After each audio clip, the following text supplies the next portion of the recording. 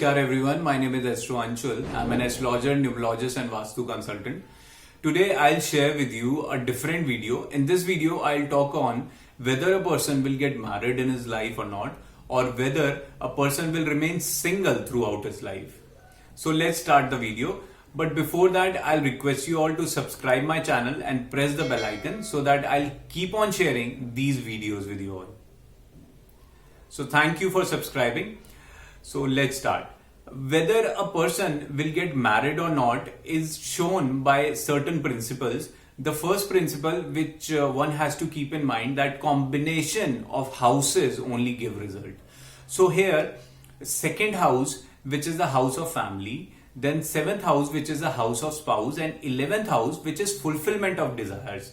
So combination of second house, seventh house and 11th house only will give a fulfilling and married life to a person, or the person will get married only when second house, seventh house and 11th house combination will be there in the star lord and sub lord along with the planet.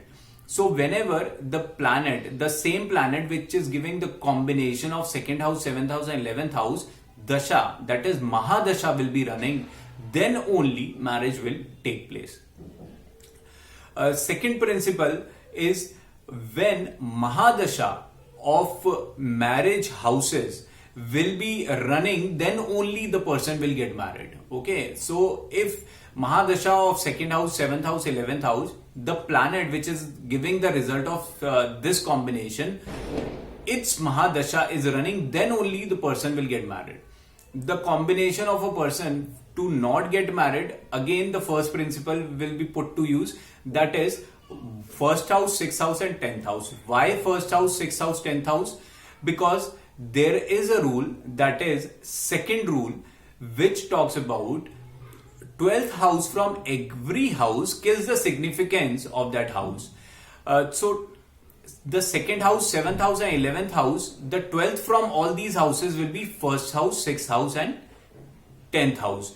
So it will ruin, or it will not make second house, seventh house and 11th house that effective when 1, 6, 10, this combination will be easily seen in the star lord and the sub lord, or the nakshatra and upnakshatra of the planet, and planet itself if showing this result. So if this is the combination of no marriage, and this is also the combination of divorce in a person's life.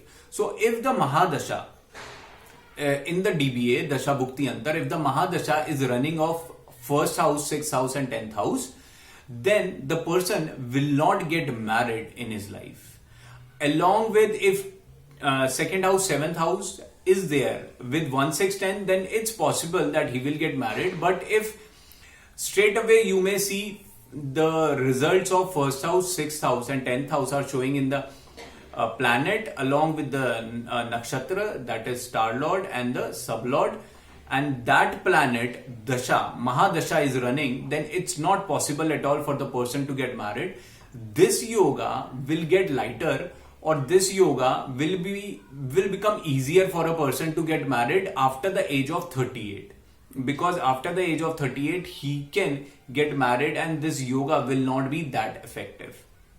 So if somebody says that he is single or when he will get married, then you may understand yourself by looking at the Patri that which planet is giving the result of combination of houses, that is second house, seventh house, 11th house, is the dasha, the Mahadasha of the same planet is running or not.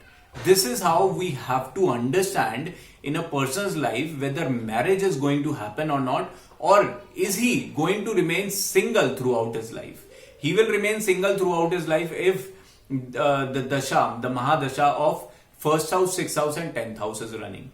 Okay, here there is another thing which we all need to understand, that if the Kaspal sublord of 7th house and 11th house and second house, second, 7th, 11th house, Kaspal sublord, Dasha or Bhukti is running, then also, this is the second method to understand, then also the marriage can take place.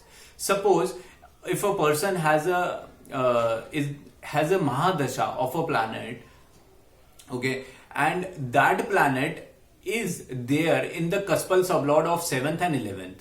Okay, suppose Mercury is there, or let's say Sun is there, and Sun has a combination of second house, seventh house, but Mahadasha of Sun also giving the result of seventh house and 11th house, or second house, seventh house, or 11th house. Then during the Mahadasha of Sun, the marriage will take place.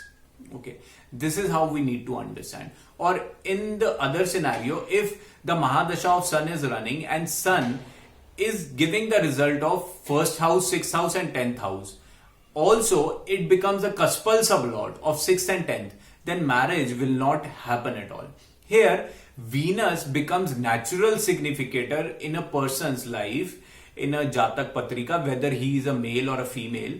Whenever the Mahadasha of Venus or Antardasha of Venus will come, then marriage will become very easier for a person, because Venus is a natural significator for a person to get married.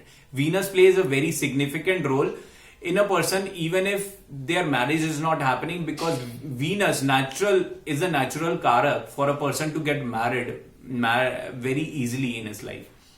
So guys, this was my understanding, and I'm going to start a series on marriage also, as mostly I get questions about divorce or remarriage, whether will it happen or not, or whether I'll get married with my love, or will it be a love marriage or an arranged marriage, and where will I get married, whom would I fall in love with, what type of spouse will I get. I'm starting the series on all these questions of you all.